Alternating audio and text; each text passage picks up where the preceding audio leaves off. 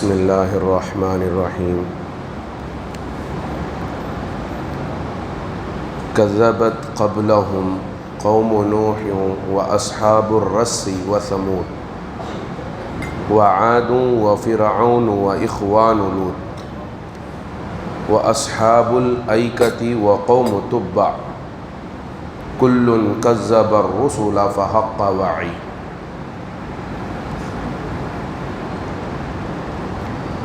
صدق اللہ مولانا العظیم وقال فی موضع آخر ان ہؤلاء لیقولون ان ہی الا موتتنا الاولی وما نحن بمنشرین فأتوا بآبائنا ان کنتم صادقین اہم خیر ام قوم تبع والذین من قبلہم اہلکناہم انہم کانوا مجرمین۔ صدق اللہ مولانا العظیم۔ محترم معزز سامعین کرام، برادران ملت، میں نے تقریباً دو سوروں میں سے ایک تو سورہ قاف کی کچھ آیتیں تلاوت کی اور اسی طرح سورہ دخان کی کل تراویح میں جو سورہ دخان پڑھی گئی تھی اس کی کچھ آیتیں تلاوت کی، لیکن دونوں جگہ اللہ تعالیٰ ایک قوم کا تذکرہ کر رہے ہیں، قوم تب کا۔ تب یمن کے بادشاہوں کا لقب ہوتا ہے۔ اب قوم تب کا تذکرہ اللہ تعالیٰ فرما رہے ہیں۔ دونوں جگہ اللہ تعالیٰ نے یہ فرمایا کہ ہم نے جس طرح سے پچھلی قوموں کو ہلاک کیا، کذبت قبلہم قوم نوح واصحاب الرس وثمود، ان سے پہلے قوم نوح نے جھٹلایا اور اصحاب الرس نے جھٹلایا اور قوم سمود نے جھٹلایا، اسی طرح قوم عاد اور قوم فرعون اور قوم لوط، ان سب نے اپنے اپنے نبیوں کو جھٹلایا، اور اسی طرح اصحاب ایکہ اصحاب الایکۃ وقوم تبع، تو قوم تبع بھی جھٹلایا رسولوں کو۔ تو اللہ تبارک و تعالی کا جو وعدہ تھا اور اللہ تعالیٰ کی طرف سے جو رسولوں کے جھٹلانے پر جو عذاب تھا، وہ عذاب اللہ تعالیٰ نے لازم کیا ایسی قوموں کو۔ چنانچہ اللہ تعالیٰ تقریباً اسی بات کا تذکرہ کر رہے ہیں سورہ دخان کے اندر بھی، فرماتے ہیں اہم خیر ام قوم تبعین، کہ زمانے جاہلیت میں مشرکین مکہ یہ بار بار اس بات کا اعلان کیا کرتے تھے کہ محمد عربی صلی اللہ علیہ وسلم ہم سب سے یہ کہتے ہیں کہ ہم سب مر جانے کے بعد دوبارہ اٹھائے جائیں گے، مرنے کے بعد دوبارہ اللہ تعالی ہم سب کو اٹھائے گا۔ ہمارا بھی یقین ہے، ہمارا بھی ایمان ہے، اور اہل سنت والجماعت کا یہ ایمان ہے، عقیدہ ہے کہ ہم سب مر کر مٹی نہیں ہوں گے۔ مٹی ہو جائیں گے کیا؟ مر کر ہم کیا ہوں گے؟ مٹی ہو جائیں گے؟ بولیں بھائی، مٹی نہیں ہوں گے، بلکہ ہم سب مرنے کے بعد ایک عالم برزخ میں جائیں گے جب تک خبر میں رہیں گے، پھر عالم محشر میں اللہ کے پاس اٹھائے جائیں گے، میدان محشر میں دوبارہ اللہ تبارک و تعالی زندہ فرمائے گا۔ تو مشرکین کہتے کہ جو ہم مر جائیں، جو دنیا کی موت ہمیں آئے گی، تو وہ دنیا کی موت ہم مر جائیں گے تو پھر ہم مٹی بن جائیں گے، دنیا کی موت مر جائیں گے تو مٹی بن جائیں گے، اور ہم مٹی بن جائیں گے تو دوبارہ وما نحن بمنشرین، دوبارہ ہم اٹھائے نہیں جائیں گے، دوبارہ ہم زندہ نہیں کیے جائیں گے۔ اَإِذَا مِتْنَا وَكُنَّا تُرَابًا، جب ہم مر جائیں اور مٹی ہو جائیں، یعنی مشرکین کا یہ کہنا تھا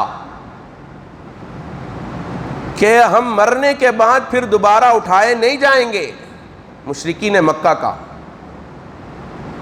ہمارے ملک کے اندر ممکن ہے کہ الگ عقیدہ رکھے ہوں کہ مرنے کے بعد 7 جنم لیتے ہیں، پتہ نہیں کیا کیا عقیدہ ہے، لیکن مشرکین مکہ کا خیال تھا، وہ کہتے تھے کہ ان ہی الا موتتنا الاولی، موت نہیں ہے مگر پہلے والی موت، یعنی جو ہم مر رہے ہیں تو یہی موت ہے جو ہم مر جائیں گے، مٹی ہو جائیں گے، وما نحن بمنشرین، ہم دوبارہ جو ہے اللہ کے ہاں اٹھائے نہیں جائیں گے۔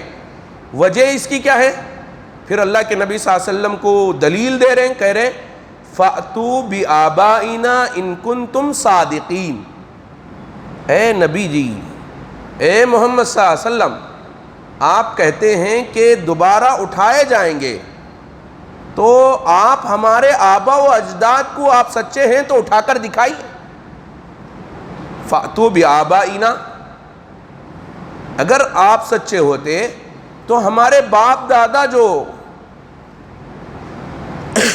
مر چکے ہیں ان کو زندہ کرتے، ان کو زندہ کر کر لاتے۔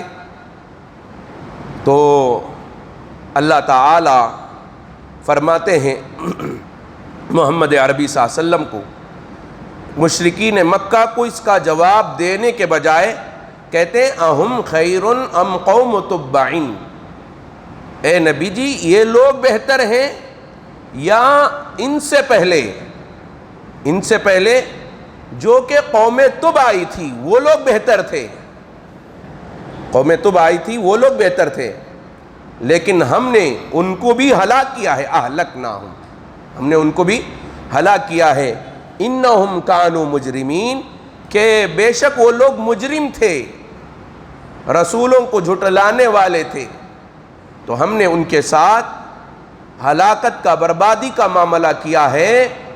تو یہ جو آج کل مشرکین مکہ جو یہ کہہ رہے ہیں، دعویٰ کر رہے ہیں کہ اگر تم سچے ہو تو ہمارے آبا و اجداد کو زندہ کر کر دکھاؤ، یہ تو بیہودہ سوال ہے۔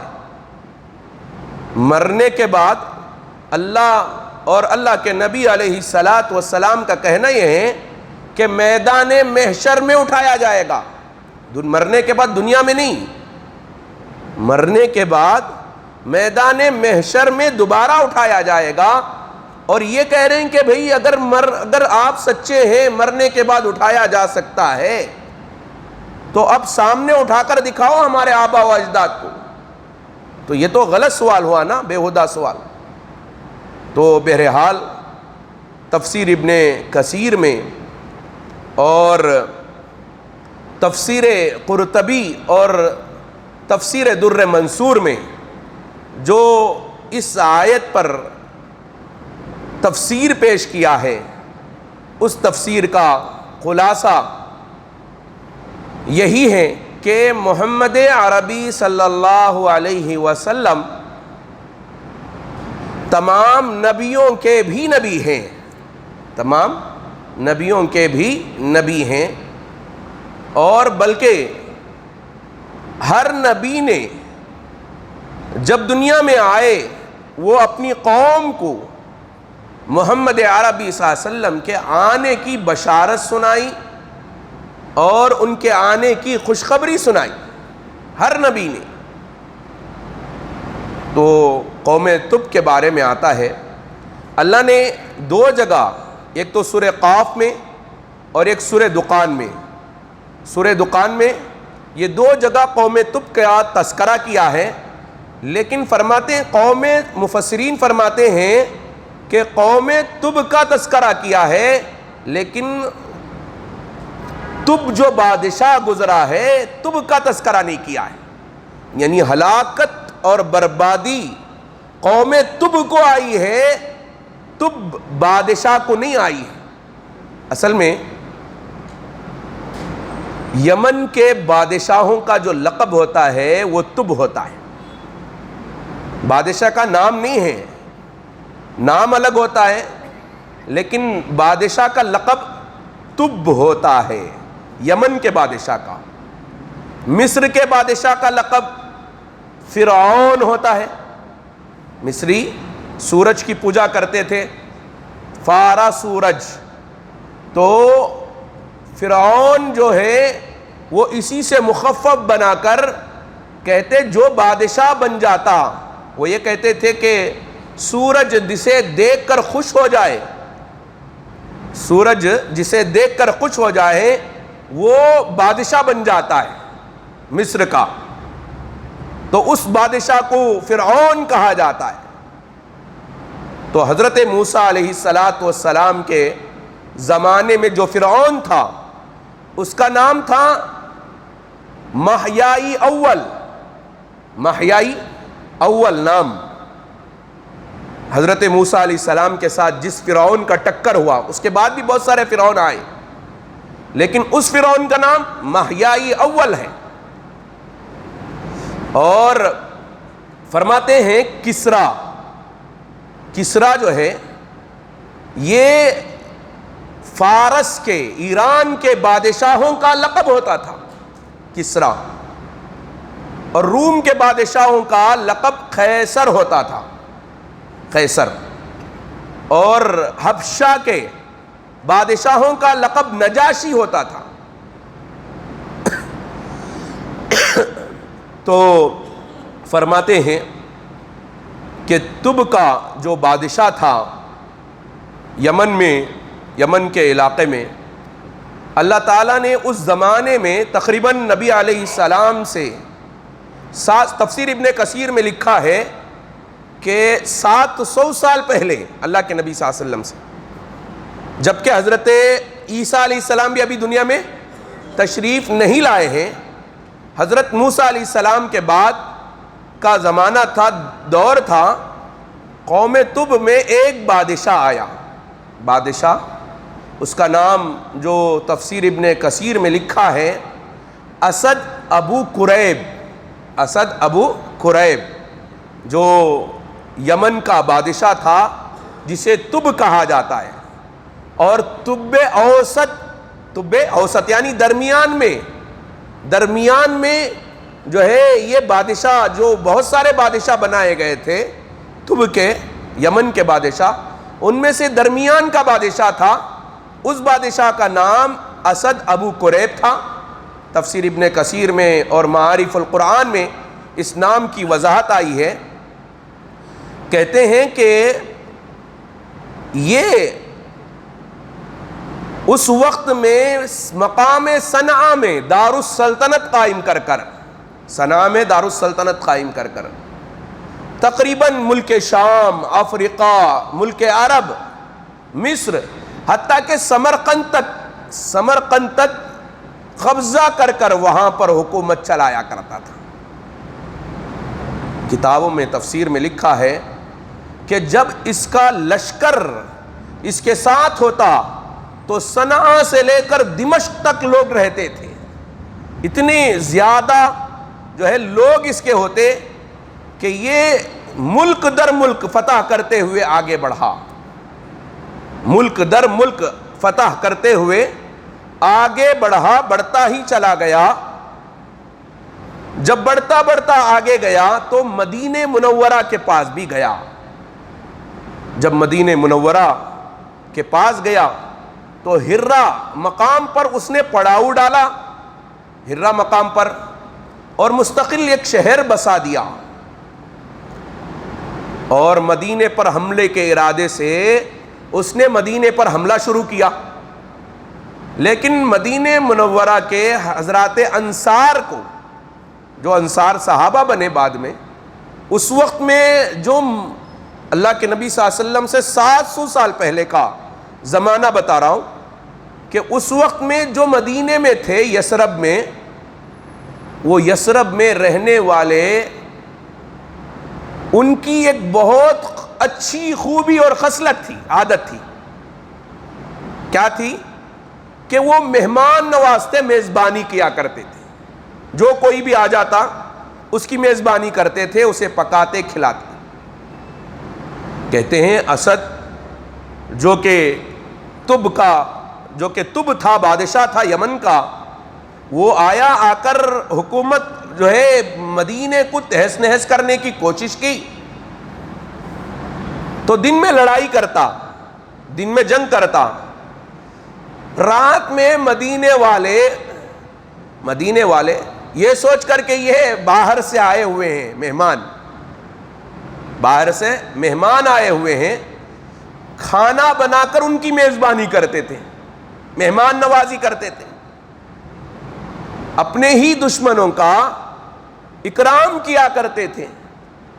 تو قوم بادشاہ کو بھی اس کا اثر پڑا، تو کہتے ہیں کہ مدینے سے، ایک روایت میں، ایک تفسیر میں ہے کہ مدینے کے جو یہودی بڑے بڑے عالم تھے، ان 2 عالموں کو اس نے پکڑا اور اپنے لشکر میں شامل کر لیا، اور شامل کر لیا تو اس وقت میں ان عالموں نے اسے بتایا کہ دیکھو یہاں پر یہ مدینہ ہے، مدینہ آگے چل کر یہ یثرب ہے، مدینہ بنے گا، یہاں بنو اسماعیل میں سے ایک پیغمبر نبی آخر الزماں تشریف لائیں گے، نبی آخر الزماں تشریف لائیں گے، اس کے لیے تم جو ہے اس شہر پر قابو پا نہیں سکو گے، اس شہر پر قابو پا نہیں سکو گے، بہتر ہے کہ تم یہاں حملہ نہ کرو۔ تو بات سمجھ میں آئی، اس نے جو ہے مدینہ منورہ پر حملہ کرنے کا ارادہ چھوڑ دیا۔ بعض روایات میں آتا ہے کہ اس کے لشکر ہی میں تقریباً 40 علماء تھے، اس کے لشکر ہی میں 40 علماء تھے جو یہودیوں کے بڑے عالم تھے، لیکن اس وقت میں وہی مسلمان تھے، اس لیے کہ حضرت عیسیٰ بھی نہیں آئے تھے، نصارہ نہیں تھے، اور محمد عربی صلی اللہ علیہ وسلم بھی نہیں آئے تھے، تو حضرت موسیٰ علیہ السلام تشریف لائے تھے، تو آپ کے ماننے والے ہی سچے مسلمان تھے، یہودی ہی اس وقت میں سچے مسلمان تھے۔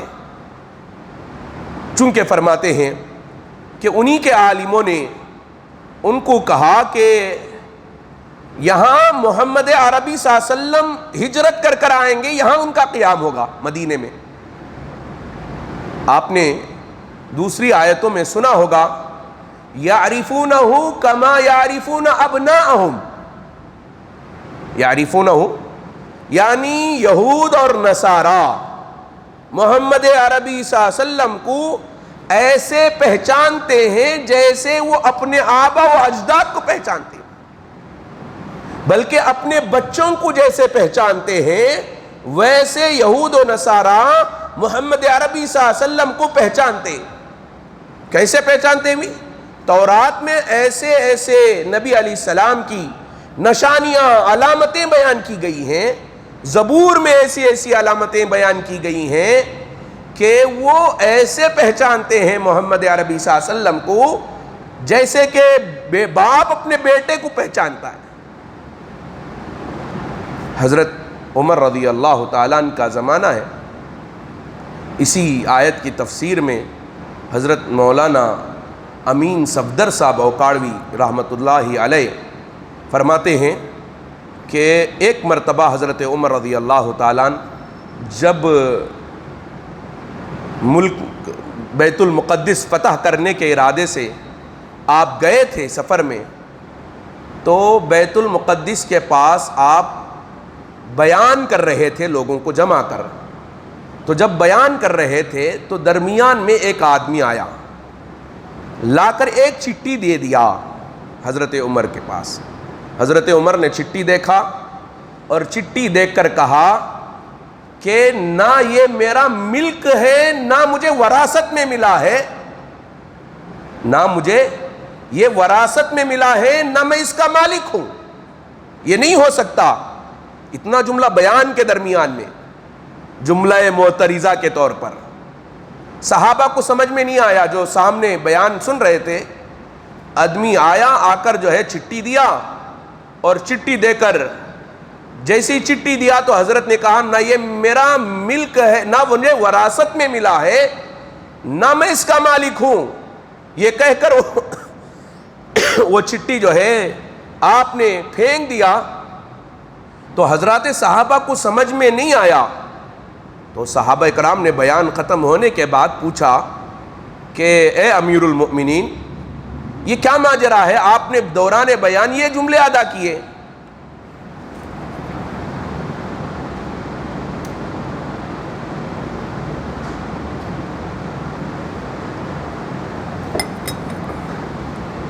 تو حضرت عمر رضی اللہ تعالیٰ عنہ فرماتے ہیں کہ میں زمانے جاہلیت میں ابھی مسلمان نہیں ہوا تھا، تجارت کے ارادے سے میں ملک شام یہاں آیا ہوا تھا بیت المقدس کے پاس. اور جب تجارت کے ارادے سے آیا تھا تو کسی کام سے میں باہر گیا تھا اپنی سواری کے ساتھ، تو ہمارے قافلے والے واپس لوٹ چکے تھے. میں تنہا ہو گیا. میں جب تنہا ہو گیا تو چونکہ میرے پاس ساز و سامان نہیں تھا، کھانے پینے کا انتظام میرے پاس نہیں تھا، بہت پریشان ہوا. اور جو سواری میں نے لے کر آیا تھا وہ سواری بھی کسی اور کی تھی، کسی اور کی سواری تھی، کسی اور کی طرف سے تجارت کرنے کے لیے آیا تھا. لیکن چونکہ میں اکیلا ہو گیا تو میں واپس لوٹ رہا تھا. اس زمانے میں گرجا گھروں میں لنگر لگایا جاتا تھا کھانے کے لیے، مسافرین کے لیے. جو مسافر جو ہے آتے ہیں جاتے ہیں ان کو گرجا گھروں میں کھانے کے لیے انتظام کیا جاتا تھا. تو میں ایک جو ہے گرجا گھر میں گیا تو وہاں ایک پادری مجھے دیکھا. میں نے اس سے کہا کہ میں بہت بھوکا ہوں، کھانے کے لیے کچھ دے دو.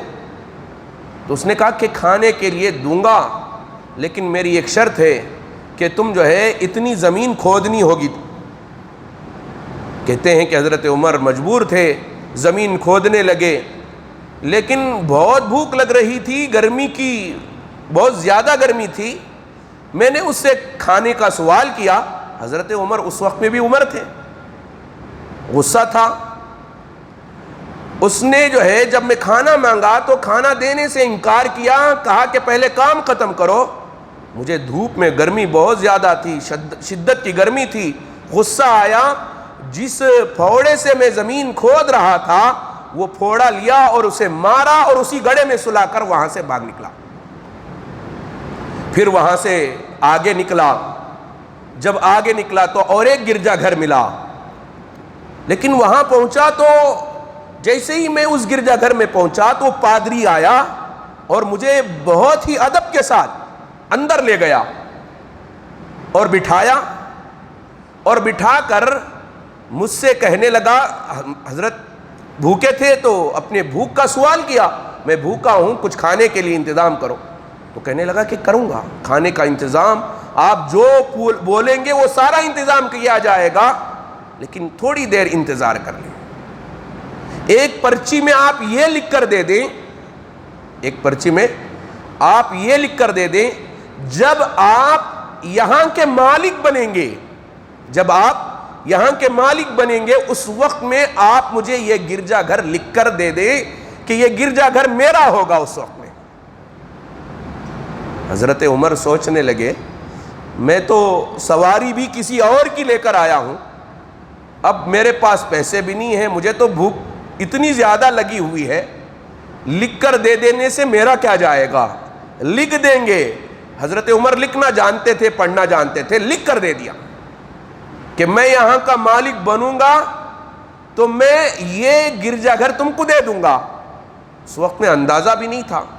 کہتے ہیں کہ اتنا کہنے کے بعد وہ پادری اندر گیا، ایک صندوقچہ لے کر آیا، اور صندوقچہ لا کر کہتا ہے کہ ایک تصویر اٹھائی جس میں حضرت ابوبکر کی تصویر تھی اور حضرت محمد عربی صلی اللہ علیہ وسلم کی تصویر۔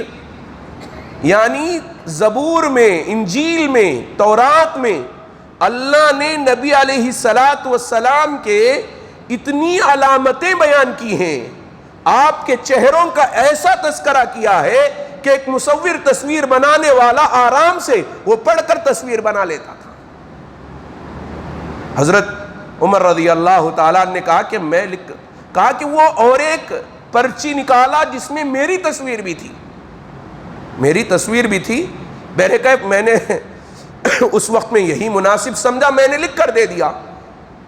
اب معاملہ آج جب بیت المقدس فتح ہوا ہے تو یہ آیا ہے اور آ کر ان سے وہ گرجا گھر کا سوال کر رہا ہے جو کہ زمانے جاہلیت میں نے لکھ کر دیا تھا۔ تو میں نے اسے یہی کہا کہ یہ مسلمانوں کی ملکیت ہے، اس کا میں مالک نہیں ہوں، نہ مجھے یہ وراثت میں ملی۔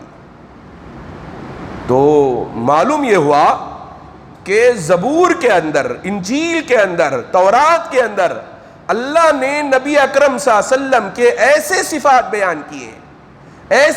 بیان کیے ہیں کہ وہ لوگ ان صفات کو سامنے رکھ کر حضرات صحابہ کی تصویر بنا لیا کرتے تھے۔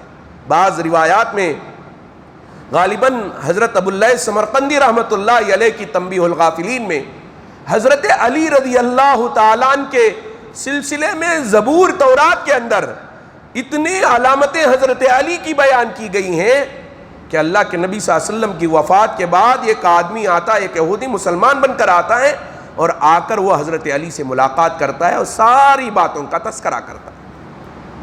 تو یعرفونہ کما یعرفون ابناءہم، کہ یہود و نصارہ اللہ کے نبی علیہ السلام کو ایسے جانتے تھے جیسے باپ اپنے بچوں کو جانتا ہے، لیکن عناد، تکبر، گھمنڈ، جس کی وجہ سے یہود یہودی بن گئے، نصارہ نصارہ بن گئے، ورنہ تو وہ جو ہے ہم سے زیادہ، ہم سے پہل مسلمان ہونا چاہیے تھا۔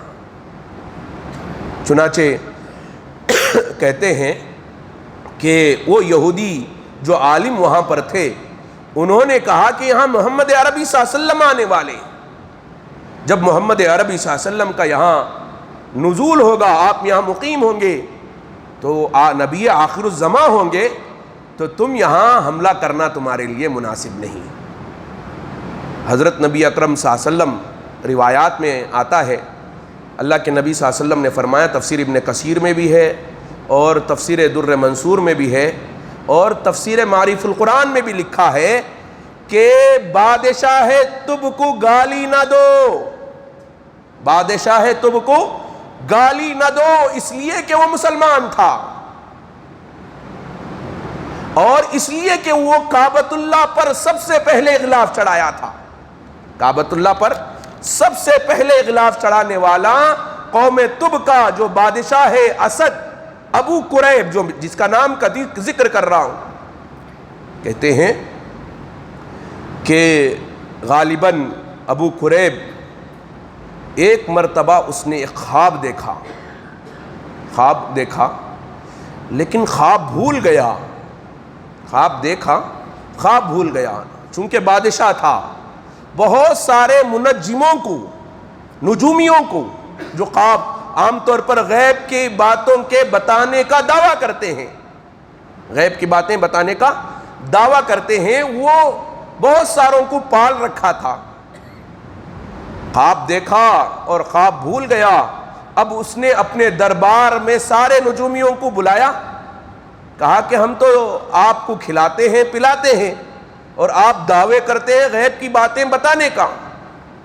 میں نے خواب دیکھا ہے اور میں خواب بھول گیا ہوں, آپ مجھے دونوں چیزیں بتائیے, خواب بھی بتانا ہوگا, خواب کی تعبیر بھی بتانی ہوگی. کہتے ہیں کہ نجومیوں نے ہاتھ اٹھا لیے کہ ہم جو ہے آپ جو خواب دیکھے ہیں وہ خواب دیکھے ہیں, اگر خواب بیان کر دیں تو ممکن ہے ہم تعبیر بیان کر دیں گے, لیکن خواب بھی ہم بیان کریں, آپ دیکھے ہوئے خواب, یہ تو ہمارے ہاتھ سے نہیں ہو سکتا, ہمارے بس سے نہیں ہو. تو چنانچہ کہتے ہیں کہ ان کو وہ قید کر لیا, بہت عرصہ گزر گیا.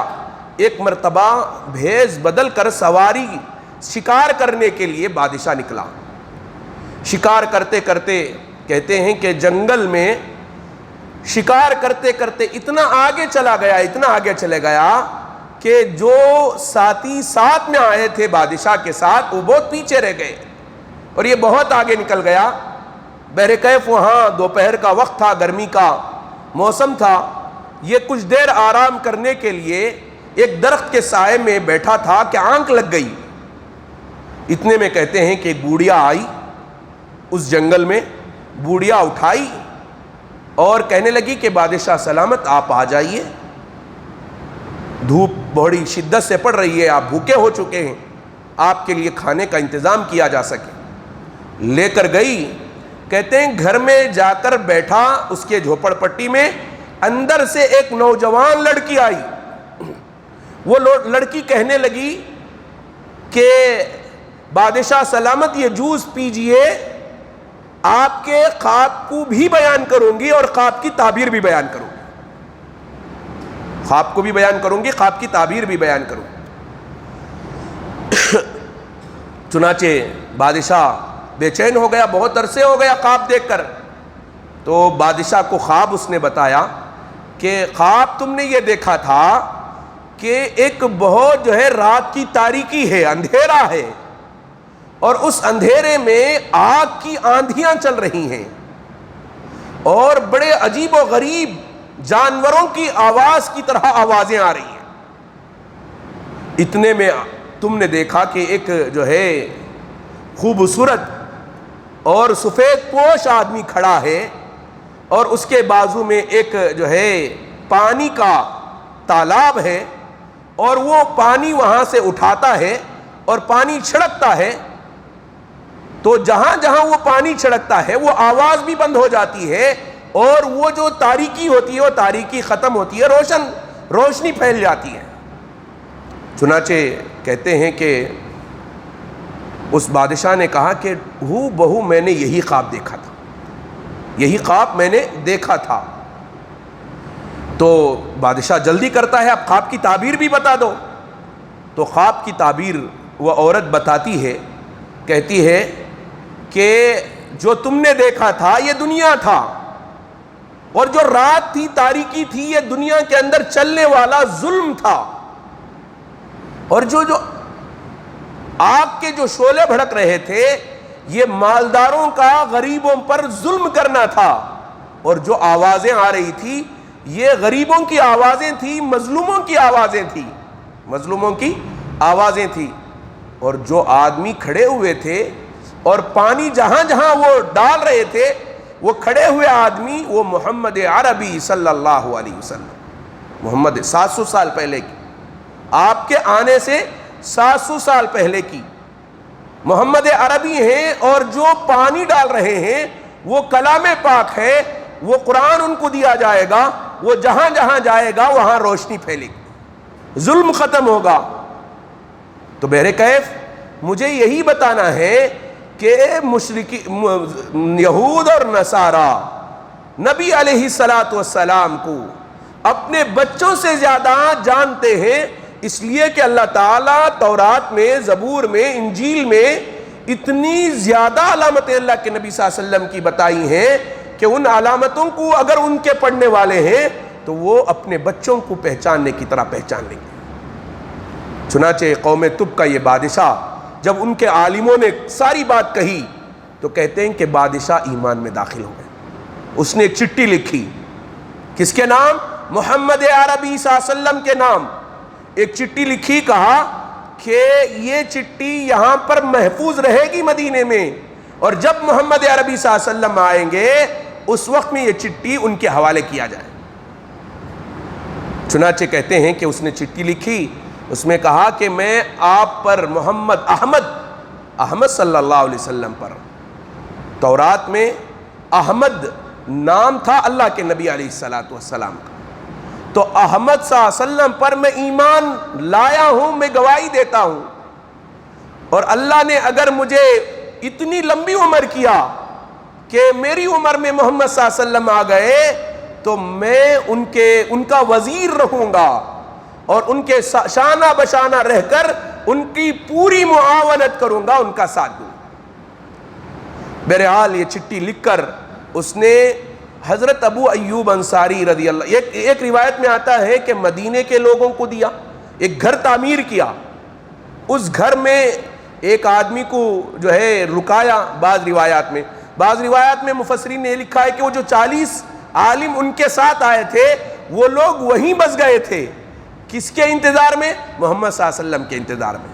تو ان میں سے کہتے ہیں حضرت ابو ایوب انصاری رضی اللہ تعالیٰ عنہ, انہی کی اولاد میں سے حضرت ابو ایوب انصاری. اللہ کے نبی صلی اللہ علیہ وسلم جب مدینہ آئے تھے تو آپ کی اونٹنی جہاں بیٹھی تھی وہ حضرت ابو ایوب انصاری رضی اللہ تعالیٰ عنہ کے مکان میں بیٹھی تھی. تو آپ وہاں اترے تو آپ علیہ السلام تقریباً 9 مہینے, غالباً 9 مہینے وہاں پر رکے ہوئے تھے. تو ان ایام میں وہ چٹھی دی گئی جو قوم تب کا بادشاہ چٹھی لکھا تھا, اور چٹھی دی گئی اللہ کے نبی علیہ السلام.